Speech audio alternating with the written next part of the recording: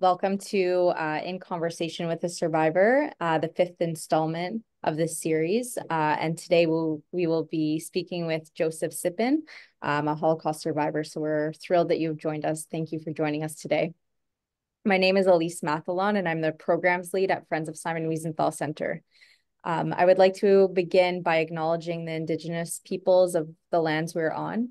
While we meet today virtually, please take a moment to consider the unique contributions of the individual Indigenous communities that have called this land home for thousands of years. From coast to coast to coast, we recognize and honor the ancestral lands and territories of all the First Nations, Métis, and Inuit peoples. For this session, please feel free to keep your videos on. Your mics are muted so we don't have any accidental interruptions, and this session will be recorded. If you would like to see live captions while the interview is happening, you can click more at the bottom of the Zoom, and then you can click captions and show captions. You can write me in the chat box if you're having issues hearing, and that should be helpful. You're also welcome to submit questions to Jozef, so you can write them in the chat box and we will do our best to get to them. And today I'm proud to be joined by Friends of Simon Wiesenthal Center's senior educator, Elena Kingsbury, who will be interviewing Jozef. So Elena, you can please take it away. Thank you so much, Elise. Good afternoon, everyone, and thank you for being here this afternoon for In Conversation with Survivor Josef Cipin. Jozef, welcome, and thank you so much in advance for sharing your memories and wisdom with us here today. By helping us bear witness to the Holocaust, you are helping us to ensure that this terrible crime is never forgotten. Jozef, we will begin our interview momentarily, but first I just wanted to provide the audience with some brief background details to frame our understanding of your wartime experiences. Jozef Cipin was born in Benovice nad Brabavo, I'm sorry if I'm mispronouncing, in Czechoslovakia, now Slovakia, in 1934. He and his family experienced rising anti-Semitic persecution as Slovakia declared independence and aligned itself with Nazi Germany. In 1941, Jozef's father, a shoemaker, was sent to be the lead builder of the Nováky forced labor camp. And in 1942, Jozef and his mother and two of his sisters were sent to join him as prisoner workers in the same camp. On August 29th, 1944, Jozef and his family were liberated during the Slovak national uprising by Slovak partisans. He hid with his family in partisan villages in the mountains. Eventually, Jozef was recaptured and taken to the Sered forced labor camp. And on March 9th of 1945, he was sent to the Kinderheim children's home in the Theresienstadt ghetto and concentration camp, where he was ultimately liberated by Soviet soldiers on May 9th of 1945. He and his family stayed in communist Czechoslovakia after the war, and he went back to school and met and married Helena, with whom he had two children. Jozef left Czechoslovakia with his wife and children in 1968 and lived in Belgium for many years. Helena sadly passed away in 1981, and in 1982, Jozef immigrated to Canada, where he met his second wife, Brenda. Thank you so much, Jozef, for sharing your experiences with us today. And so maybe to begin, I can just start with a question about what life was like for you and your family before the outbreak of the Holocaust in Slovakia. Before everything, I would thank you for your effort to do it and to give me the chance to speak for so many people. How was the life in Czechoslovakia before the war is very simple answer. It was very nice, because Czechoslovakia, especially Czech part, was very rich from point of view of economy and industry, etc. And Slovakia, not so much, but they had also profit from it, and everything was fine until the fascistic wave came from Germany and from all over, fascism was à la mode, as they say in French, and many people just jumped on this trap of fascism. Even people which before they were normal, then they were affected by that, and unfortunately that helped to organize everything and to create the Holocaust.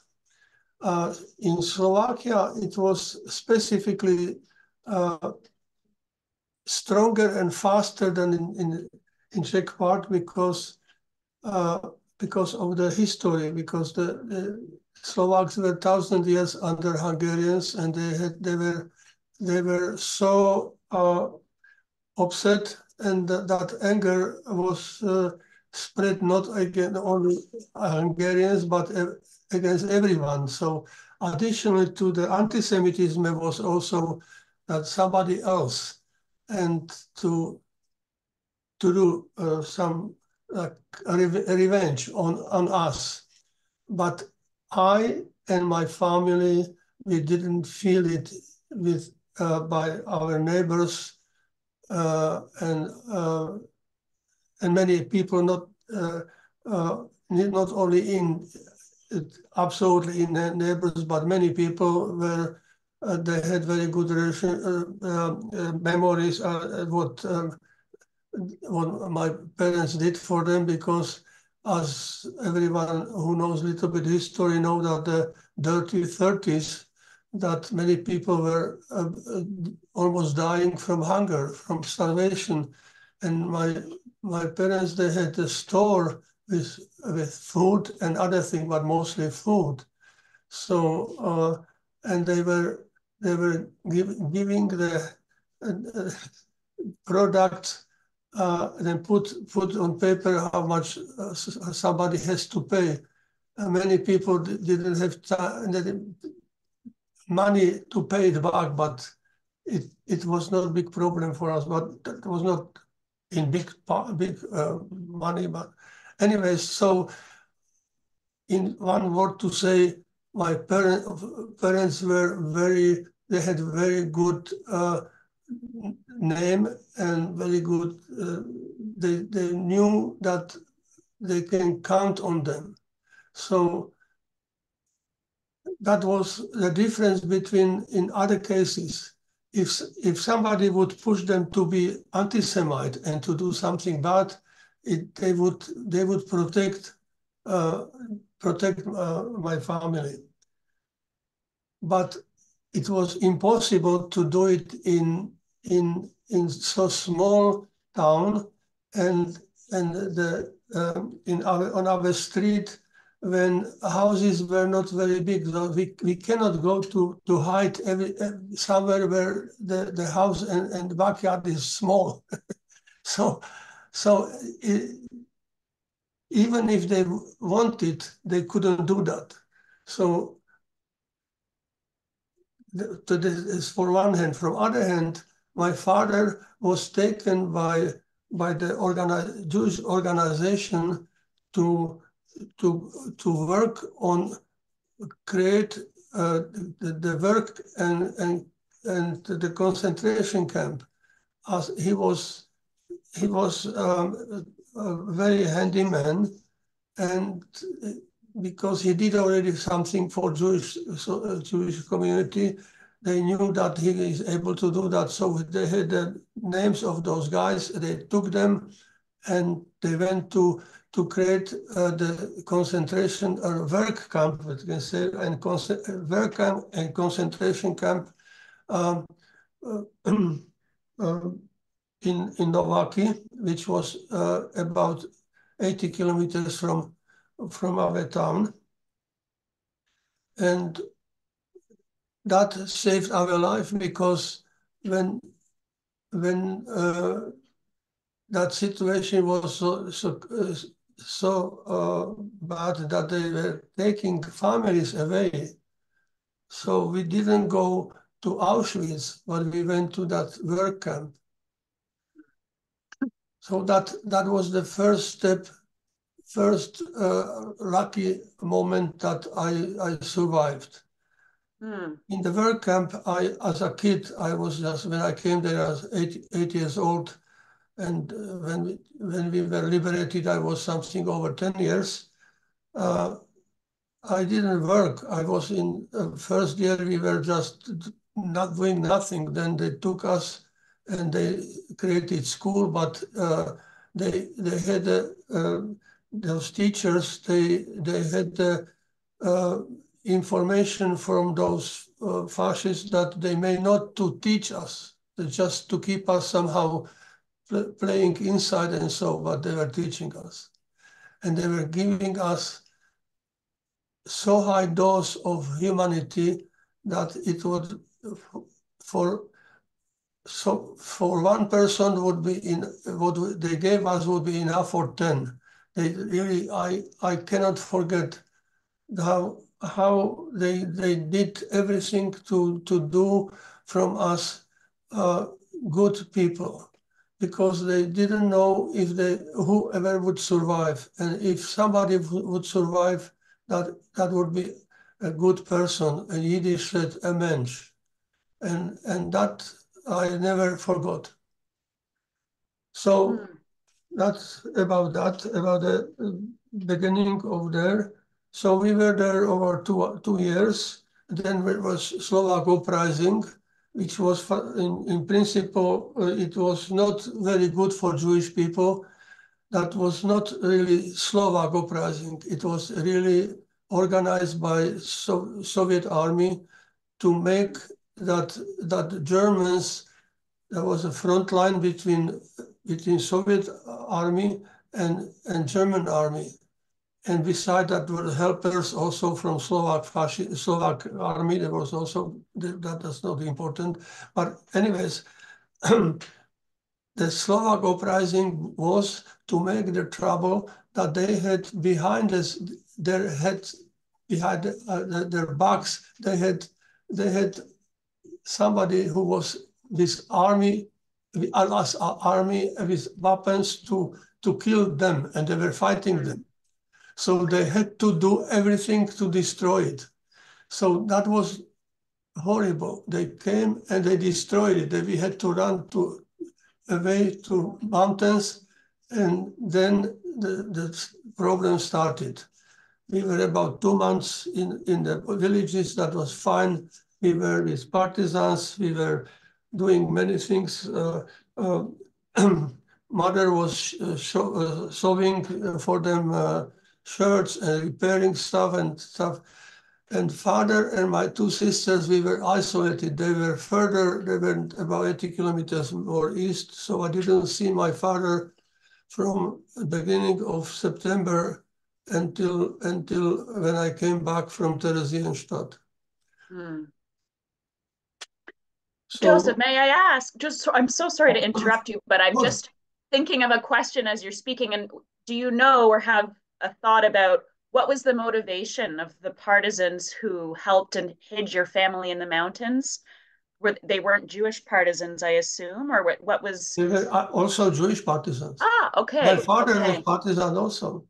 Okay. Partisans, and those there were also many complicated situations also there, but it's not time for speaking about it. Sure. Okay, thank you very much. That's fascinating. And so maybe that's something were you going to say something further? I didn't want to interrupt you. Yeah, so what happened that father, when the Germans were coming to the town, we were liberated in the camp. We came to our town. We were there about 1 week, and Germans were coming, so we had to run away. So as we were running, we didn't have any car, so we were on our feet, and we went to the next about 2 villages from our town. the second village, and on the way, my mother didn't feel well because she was not used to walk so much by foot. So father said, stay with her, and when she will be okay, come there in that town, in that little town, I could say. So we did. I was waiting with mother about, I don't know, 2 hours or so. She was better. We walked there. We came to that next little town or whatever village, and we came to the commanders of that partisans group, and they didn't have any note that they would live there. They didn't leave anything. Father didn't, they just wanted to run away. He wanted to be fighting, and he didn't want that mother would make trouble. So that I understood after. So we were isolated. I didn't see my father and my 2 sisters until I came back in second week of June in 45. And that explained why it was so late later on. So I was with mother first. We went from village to village. What was positive point that in those villages that were mostly not very rich people. That was not very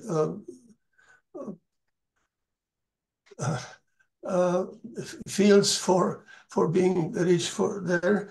They were mostly people working in the forest, and they were mostly Protestants.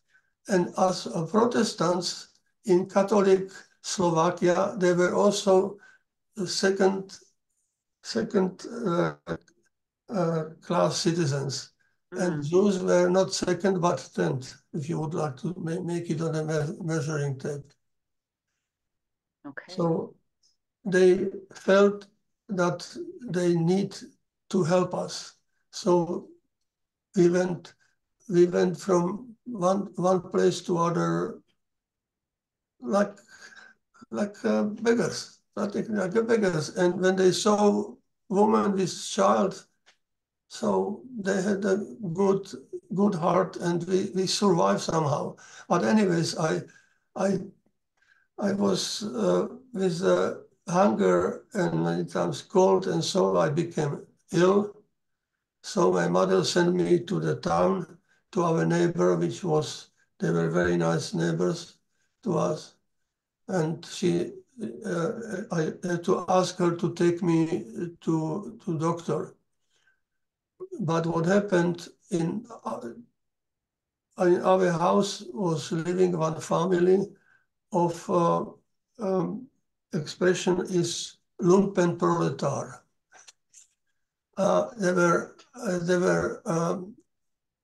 This guy was known, the father of the family was known as thief, and not very nice people. But he became partisan, not because he wanted to fight, but because he wanted to be rich. But anyways, that is not. But what it was, why I'm speaking about this guy, because his son was really horrible kid. When he saw me coming there, I came to our neighbor to ask our neighbor that she would take me to the. I showed a picture of her. Okay, thank you. That'd be great. That I was asking her that she can take me to doctor because I'm in very bad shape, and she said okay. But I said I go to the neighbor other side. We had there our stuff, our clothes, and so I would put it on better one. But while I was there, this in Yiddish said mamzer from they occupied our house. He brought their German and the Slovak fascist, and so Jew partisan. I was 11 years old, partisan. So they had to take me. So Wow. I don't know if I, Yeah, just maybe, yeah, perfect. Hold it right, yeah, right up in front of your, oh yeah, yeah, that's good. that lady in middle there. Okay. That I'm gonna, lady, Maybe just, I can show just, the picture. I have it over here, so I'll just yeah. share my oh, screen with that one. perfect. So she was fantastic lady, and she Is would it? she would do everything for me. Yeah, Oh, that's exactly her. Yeah, yeah. And uh, that's me. Beside me, my sister, and the two girls are her daughters.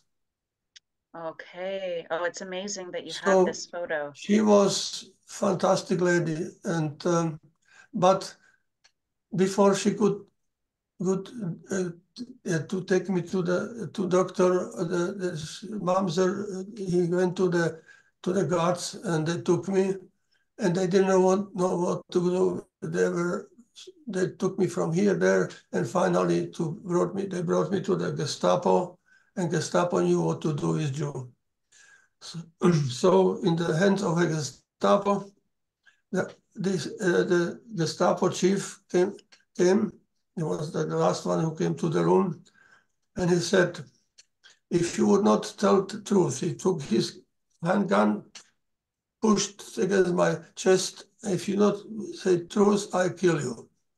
I said to him, "I would say only truth. I have nothing to hide." "So where you were?" "No, I was in a village, and I was working for one farmer, and yeah, so I survived." "Where are our parents?" "I don't know, because my parents, we were in the. I made a story. I made a story somehow before I knew that, because I knew many kinds of stories. So I repeat it, and they believe me, Joseph, would and you like me to, should I share another photo? One of the and they, photos? pardon? Would you like me to share another one of the photos? Okay. Okay. Maybe even because you spoke of your father and mother, maybe we should see the photo of them Sure. Yeah. prior. That would be great. Little bit higher. Oh yeah, it's the photo's large, but oh, there we Yeah. go. Okay. Perfect. Yeah.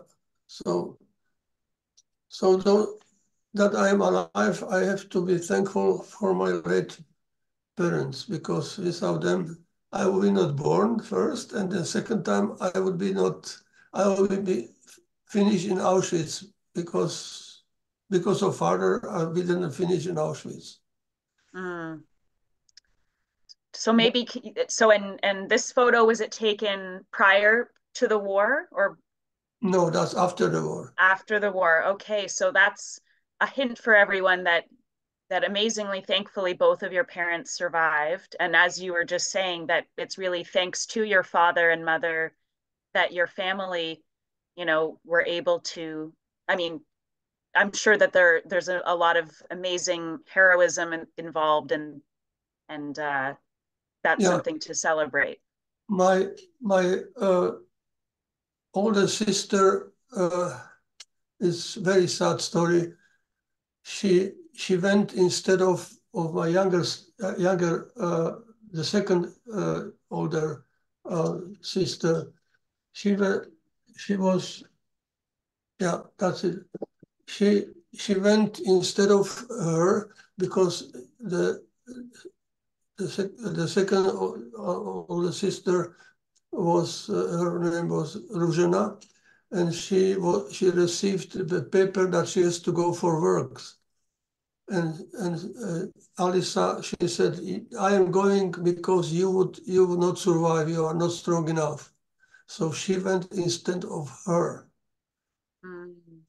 But we would never know all this stuff, because after the war we discovered some stuff, that she was in some group which was underground to preparing the Slovak uprising.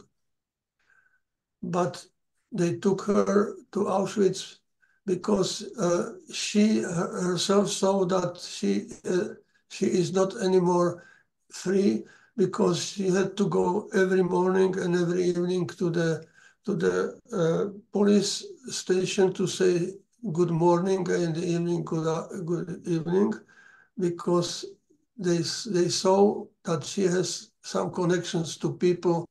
They were in underground, and we would never know which part of that underground work she had, because she never came alive back from Auschwitz. Okay, so we survived, almost all family. My two parents, two sisters, and myself. But from my three uncles, survived only two cousins. All of them, the rest were perished were murdered in Auschwitz. So I came from when I was taken by fascist, by the Slovak fascist and the German soldier they brought me finally to Gestapo. Gestapo was interrogating, and I repeated that nicely 3 times, and then they put me in a jail, and I was about 10 days, and I was very lucky again that when one Slovak fascist was from the town where was the concentration camp close to Bratislava, and it is named Sered. And so he went for holidays, and he took one Jewish boy with him, but he took 2 of them. I didn't know that in the jail was also other boy. In that situation, that was luck, because if he would be staying there about 10 days or 12 days longer, they found a Jewish family of about 6 or 7, and they killed them all. So I just in short tell you something. I know the mentality of Germans and mentality of army, because I was in the army. If somebody in army does horrible stuff, he is shot, but by one, but not 20 or 50 at once. So if they would kill me by shooting me, they would give me honor that I am soldier. That I analyze it, and I'm for sure I can prove it by some other people. It's not necessary. But for a long time I didn't understand that. But I was lucky that the one guy from which was serving in the Slovak army, he received the holidays, and he went to the town where the concentration camp was, so he took us with us. If he would be there longer, we would be finished. So that was the next time I was close to be finished, I survived. And then few weeks, how many weeks it was, I don't know now exactly, let's say 6, 7, I was in the hospital in the concentration camp, and they put me in good shape. Then they put me to one family. They had 2 kids, 2 boys, and I was going with them to Theresienstadt by the train, as the cows are, as you could see it in many times. It took us almost 4 days to go 400 kilometers. They did everything to make to us trouble. I was lucky. We were lucky that it was in March. Otherwise, if it would be hot, we would die. Maybe 50% at least we would die. So then I came to Terezin as a kid with our parents. They put me in the Kinderheim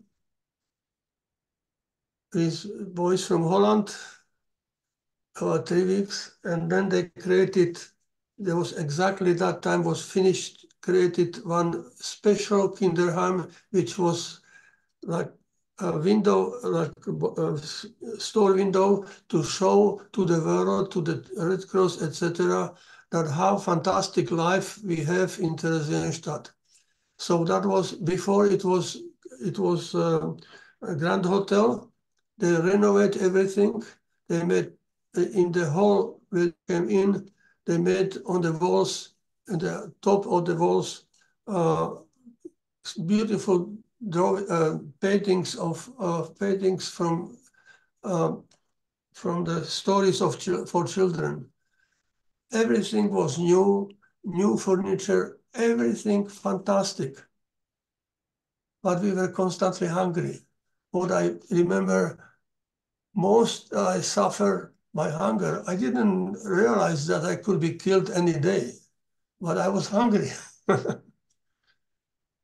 Okay, so we had fantastic teachers. I was in Kinderheim. They did the best what they could with us. They gave us uh, Yiddishkeit and Menschheit, etc., as you say in Yiddish. I never forget them. And we were liberated in last day of the war. And but before a few days before the liberation, I received a paper, a strip, like later on I received for my salary. That was my name, and that was written place and time or whatever opposite way, doesn't matter, to go. And what was it? To be amongst the first one to go to the gas chamber. I didn't know that, but that was one thing. But other thing what happened to me that I survived, that the two guys which were responsible for Terezin, one was more aggressive and other one was more realistic, and he didn't want to start. They were disputing, and while they were disputing, we were liberated. And that saved me. That was the last time I was saved to be murdered. Then came to liberation. I cannot explain. My feelings for and euphoria for years I had, but the feeling immediately for a few days, I cannot explain. For that, I had to be the greatest painter or musician or whatever.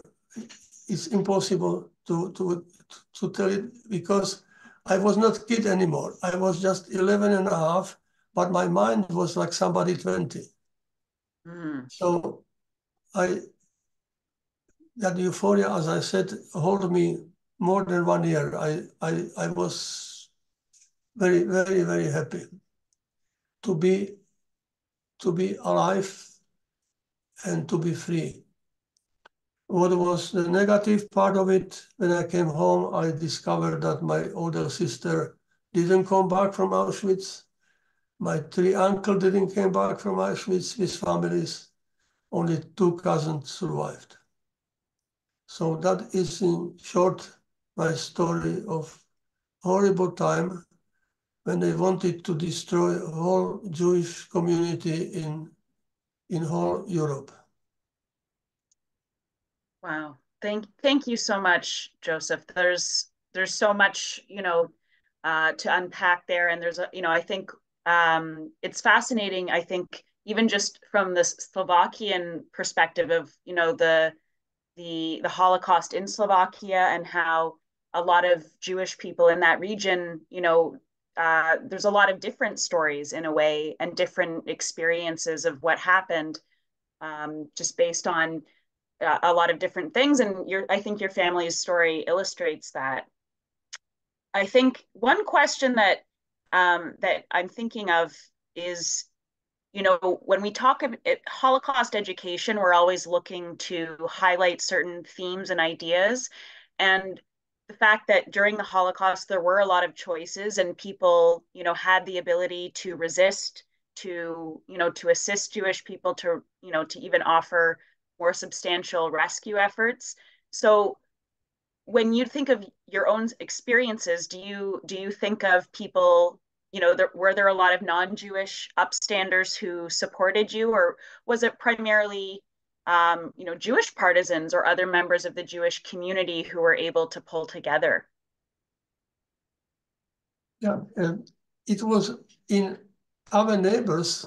They were not so rich. The houses were small. It was very difficult, difficult to do something like that. Sure. From other hand, they were divided probably in three groups. Neutral, let's say, they were fascist and they were communist. So that's very interesting too, the different political. Yeah, that was very difficult to do something, because if you have a big house, Yeah, and you can much easier to make some camouflage and whatever, and to hide, to make something. I know case of when I was coming back from Terezin, it was very complicated because the railways were destroyed. So one lady, she was living in about 80 kilometers from our town. She took me because they would not otherwise let me go until somebody, because I was kid still, I was just 11 years old and something.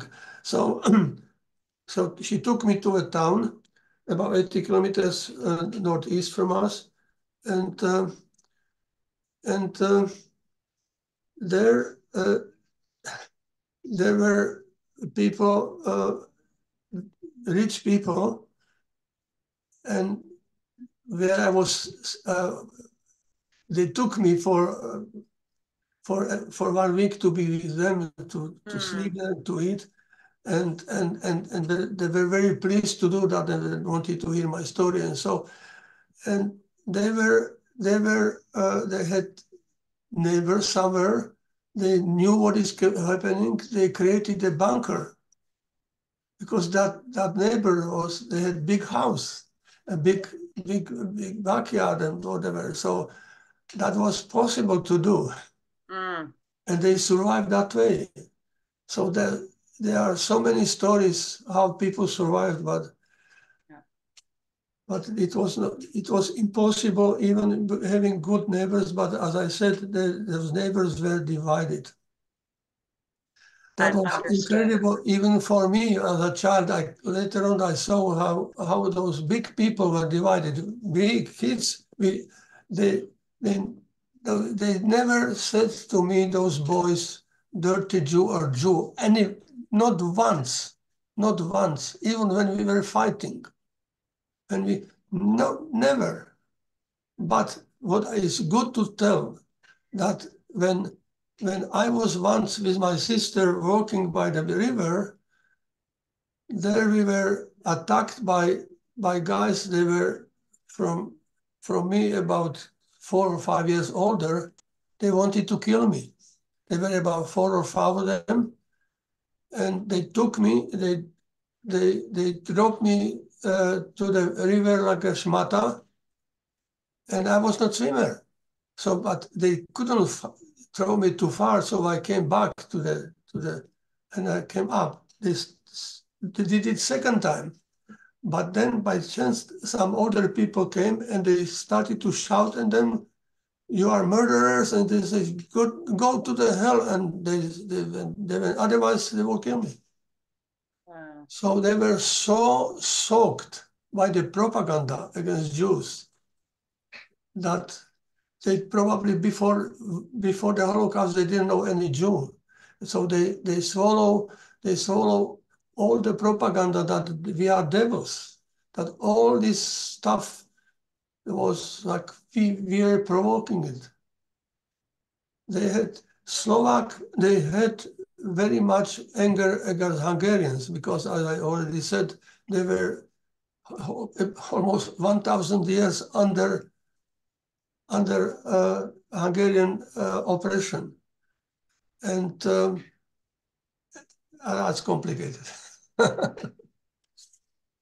No, that's fascinating, and it's, I think even if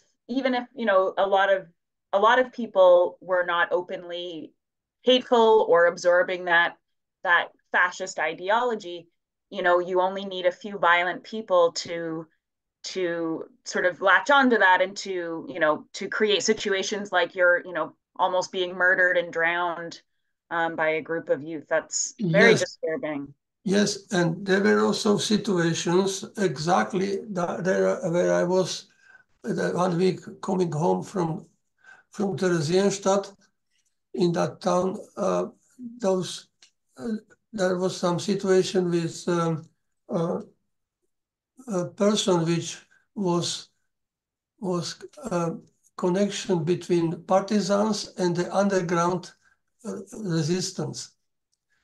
But for that he had to be like in the fascistic party, and even that they were also like militaristic. It was named Hlinkova Garda, and but after the war, people didn't know that what he was doing so much help for liberating Slovakia, and those people they came, they knew about him that he was fascist, they killed him before would ask somebody, just kill him. So those complexities get lost very quickly. There are so many cases in situation like that, especially when it is war and when it is mostly war. And I remember like how those partisans were saying that very easily if somebody was accused that he was already guilty and they shoot somebody. That I know, I don't remember clearly anymore, but maybe that person was absolutely innocent because many people were they were spies and they were on the outside like fascists, but that is the horror of whichever war or whichever revolution. Absolutely. No, that's such an interesting and I think important point to make. And I do see, so we have a couple of questions that have come in, which is amazing. I also, one question I wanted to, one more question from me, I guess, is just, first of all, when did you begin speaking with the public about your testimony? And, what are some of the most important lessons for you that people, students, or other groups of people should learn from the Holocaust today? Why do we need to remember this today? That was already maybe about 20 something years when I was still working, and daughter of our friends, her parents, they are our good friends, and the daughter was studying to be teacher, and she asked me if I would speak in that class where she was for practice. So I did it. And after I finished that the teacher, which was her teacher teaching her to teach, he said, I'm amazed. I never saw the class to be so silent, absolutely silent, that it's something incredible from one hand, but from other hand, I understand. And then the biggest shit disturber, I would use that expression. He was a big guy.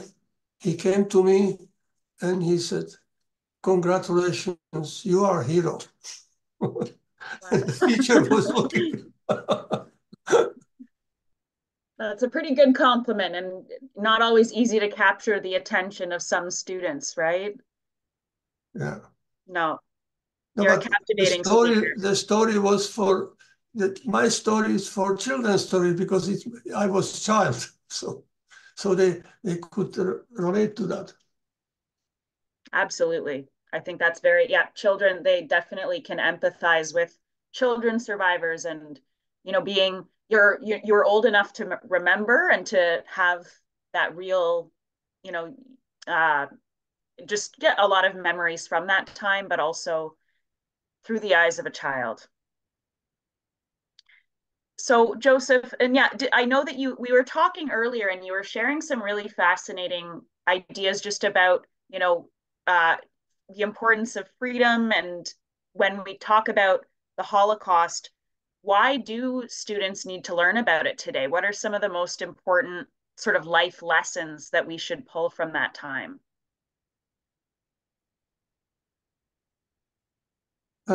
For Jewish kids, it's not necessary to explain too much, I suppose.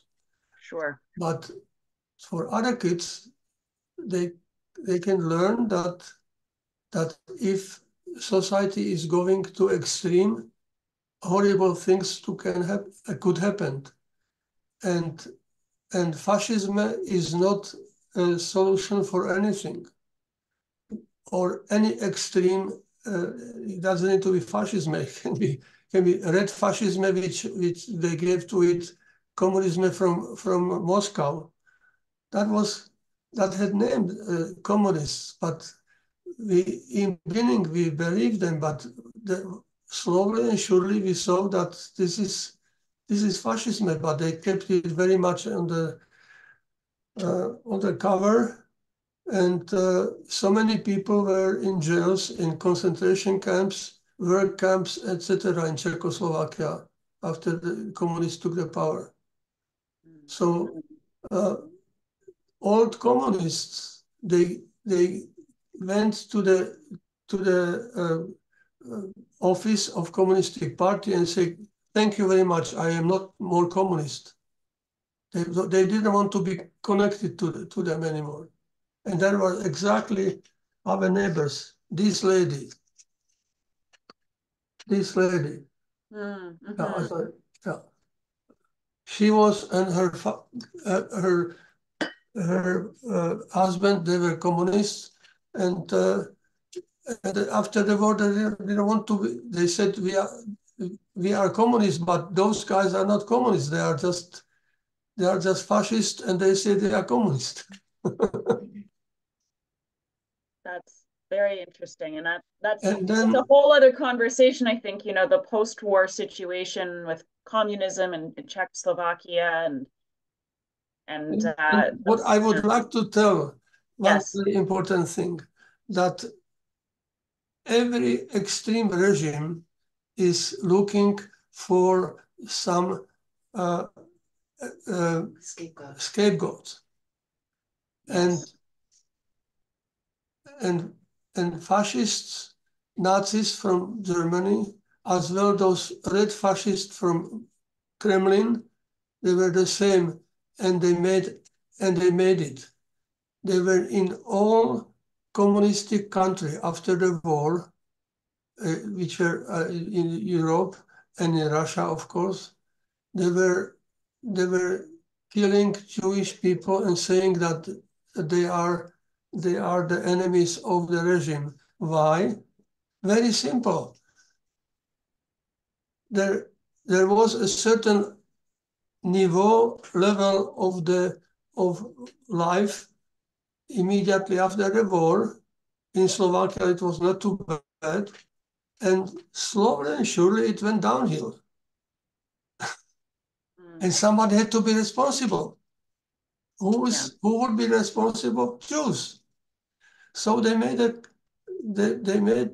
took about 11 Jewish guys and about 3 non-Jewish, and they put them in jail and said, these were people, they did everything to destroy our economy, our society, our communistic future. And yeah, and his name was Slansky. Yes, the Slansky trials. He was the best guy of the Communistic Party, and the day after he was divorced. That was and that is so easy to do that. Look, there are many. There are also other examples from the history in the past, but we don't have time for speaking. Unfortunately, but that every system needs somebody accused for things what they do. That they are pure, but somebody is responsible for the dirt. Right. Absolutely. Now, Joseph, just before we run out of time, I do want to share one of our audience questions. And please, if anyone else has questions, feel free to share them in the chat now, and I will do my best to get to them. But this is a great question. Just can you describe a little bit more in detail your time in Theresen? How long were you there? How were the children sort of organized in the Kinderheim? And so you were talking a little bit about your education. So do you remember when the Red Cross visited, what you were told to do, or how that went down? Yeah, it's a very good question, because our teachers, they were, of course, Jewish, all of them. First in the Novaki, in this work camp, they did the best what they could, because they didn't know, nobody knew what would be the future, who would survive, and if we would survive, that we would be good people and to show example for other Jewish people to survive and to thrive. And the same, it was in Theresienstadt. They did the best, because nobody knew that who survives, and in that situation, it is we can, for that I should be a psychologist to explain by details how the mind is working in situation like that. But I know when I concentrate myself about the many moments what they did to us, to pour in us the thinking as very humanitarians and Jewish, and discussion between two teachers in Theresienstadt. One lady, she was speaking that we should be more oriented for Judaism, and the other teachers said no, we should do that from both sides, because we are not living yet in Eretz Israel. Fascinating. And that's, there was so many debates in Europe, around that period. And I'm sure you're seeing those debates playing out in a way in your classroom, which is amazing to really think about in that moment. One other question that's come in here. So do you remember when the Sudetenlands were annexed? So you were probably, quite young at that moment, but when that first happened, did you believe, or did maybe your family, that the expansion would stop there? Or did you think was there this awareness that they were really, going to try and absorb the whole country? Yeah, that time I was about 5 years old. Okay, yeah. I just remember one thing, there was one after other, a few times. my parents were very unhappy, and my mother was crying, and the neighbors were in our home, and I saw those people crying. I didn't understand why they are crying. That's all. I was 5 years old. Of course. And No, I that's didn't want to disturb them. I was just looking and confused. exactly. Okay. Okay, great. And one more question has come in here from Kimberly. You described in great detail how you felt when you were liberated. Do you recall any of the details from that day? So, what was it like? What was the weather like? Maybe, do you remember eating something? Maybe that's something I've heard a lot of survivors Oh, the first the time they day got, of liberation. yeah. Oh, that is very special. For that, I said it many times. To explain to best way my feelings when I was liberated, I was 11 and a half, and and and that that that is incredible, because we hear that we are liberated. We went out and we hear the noises of tanks, and then the tanks were coming closer, and they were going one after other, hundreds. They were going further to Berlin and to Germany, and they were throwing down some stuff uh, to us, some food or so, but not too much. That's not important. But to describe the situation, I was like, you can say, I felt like in seventh heaven, because, as I said, I was not child anymore. I, if I would be a composer, I would compose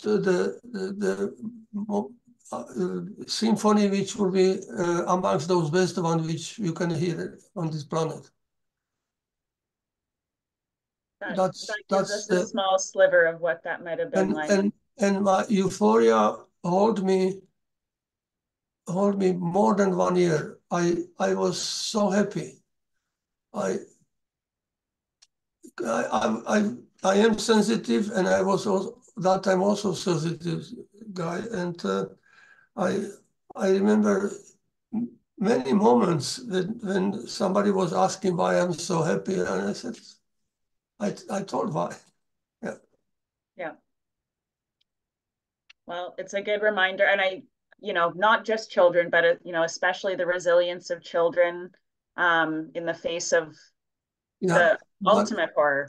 what I would like to also add, so our teachers in Novaki, in the work camp in Novaki, which I was able to also visit when I was in Bratislava not long time ago, years ago, I say, but